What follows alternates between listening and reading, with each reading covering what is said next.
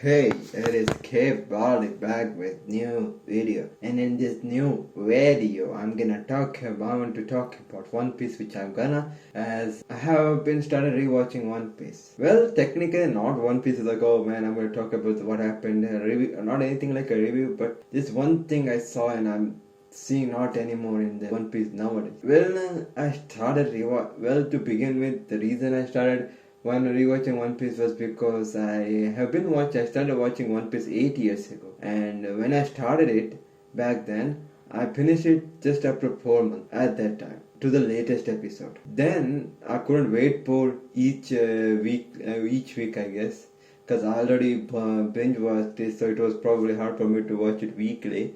So I would stop for some time to watch it, and then binge watch it. Did repeated this process many times, but the binge watching I wanted more longer, so I would wait for more longer. So the break of me not watching One Piece would be also pretty long. It come to a point where when I was about to watch one arc, it was 2 years gap. It had been 2 years since I watched One Piece at the time. So now I am still up to date with it, I think, and but still there are certain moments that happens in One Piece that are like, calling back what happened before, and I'm like, did this happen? Did it really happen? I don't remember at all. I forgot. It happened quite a lot, and I was like, maybe I need to rewatch it to refresh my memory. So I started rewatching it, and I finished Alabasta arc. It was peak. I like it more than I did back then. That's how good it was. Alabasta arc was good, right? The reason back then I really liked it was the one-ups also, like the fight between Sanji and Durex and Nami and that Spider Woman. The way she walked though. She did it before than JJK, who got the inspiration for to walk like that.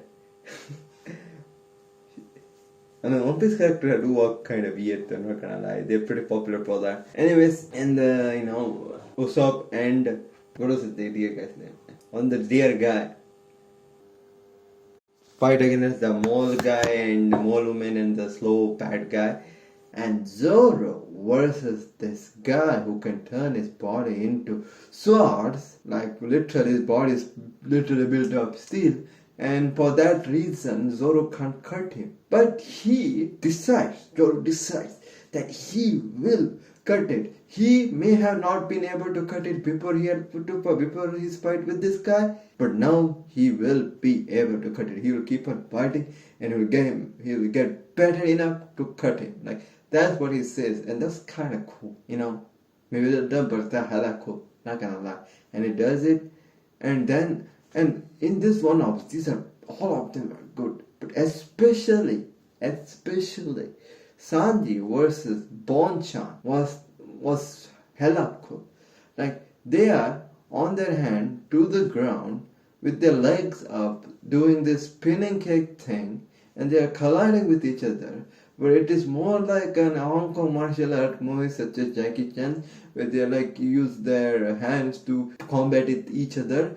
Instead of that, here these guys are using legs, and it's like they're playing with the angles, perspectives, and they're doing interesting things on it. And it's simple, it's not like they give a kick and there's a big blast happening. It's a simple thing. And I don't see this kind of thing no more often in the new episodes of One Piece. I think after Big Mom, I believe. I don't know, I don't remember. That's why I'm rewatching. But I am thinking that it's like so much crazy things are happening in the modern One Piece anime, episodes. But I thought like something was missing. It's so good, but why can't I find something in it? It is that these things are not happening. Maybe it did happen, but it's like 1 or 2 or 3 frames that happened so fast that my brain couldn't process it, and it didn't see, and that's why I think that way. Maybe that can be also the case. Who knows? But I'll be honest with you, I think 90% sure that I'm not seeing this type of shit more often in the new episodes of One Piece, in the new arcs, in the Big Mom and One arc, I guess. Like, this head on, close, like perfectly matched, kicking each other, like this raw ass feeling. I don't think I feel it. Though it's not like the modern anime empires are not good. They are epic too. They are good on their own way, on their own terms.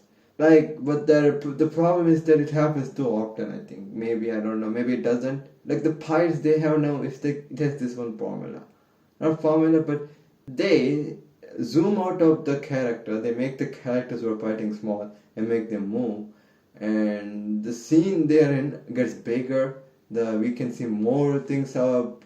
The background gets more bigger. So to see the blast happening, the power of the blast, how big and strong it is, which is quite cool. But I guess this is how it's gonna be. It makes sense. It has gone to that level now. These characters are that good, and it's kind of satisfying to see run down on these enemies. It's like it's nothing for them. It's easy as fuck for them, which is cool, which is quite cool. Not gonna lie. But for like 5 to 6 years, I haven't seen a pull-on one of each Straw Hats where they go better. It feels like the way they used to do one of back then, that is kinda lost now, and the fights are like pretty good, but the way they used to fight before is also gone now. Like I don't want them to fight like that now all the time. I just want them to sneak that in, just sneak that in somewhere, sprinkle it, and then make it like that because I need that stuff too. It's just like, but I do know for damn sure that they haven't like put the same type of parts they used to put back then, which is my little nitpick.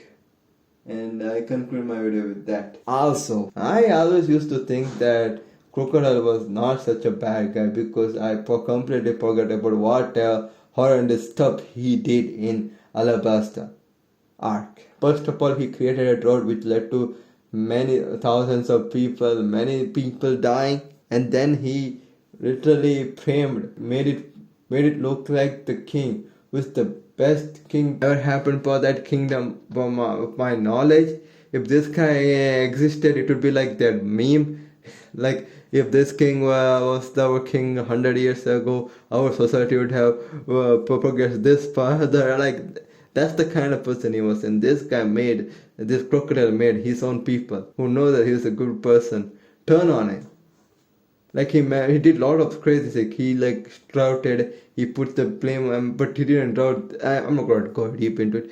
He would kill his own people if they didn't do their job right. And most of all, he doesn't care if someone dies, even if that person doesn't deserve to. Like, I mean, nobody deserves it, but there's someone like this guy. And if you watched it, you know. So he's a pretty evil conspirator that... yeah, it's not as a good guy I used to think he was. It's more bad than how I thought how much bad he was. And I guess, yeah, that concludes my video. Bye bye. See you later.